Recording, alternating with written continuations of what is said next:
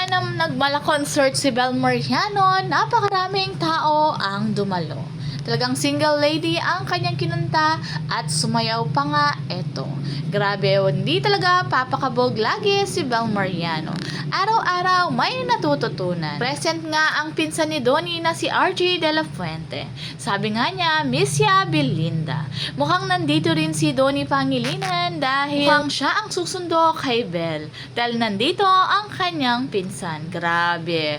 Team Pangilinan ay napaka-supportive. Ito nga ang larawan na mukhang naghihintay si Donnie Pangilinan sa paglabas ni Bel.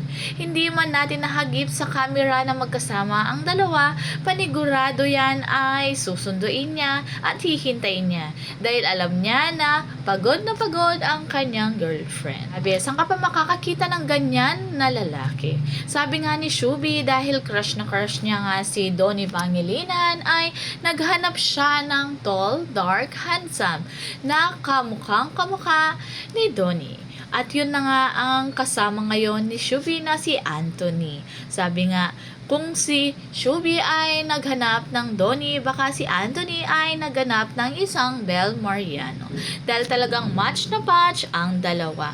Lalo na sa personal ay mala Barbie ang mukha ni Bel, kaya talagang tinamaan si Donnie Pangilinan. At panigurado hindi lang mukha ang kinuha ni Donnie ay dahil alam niya na magandang loob at napakabait ni Bel Mariano.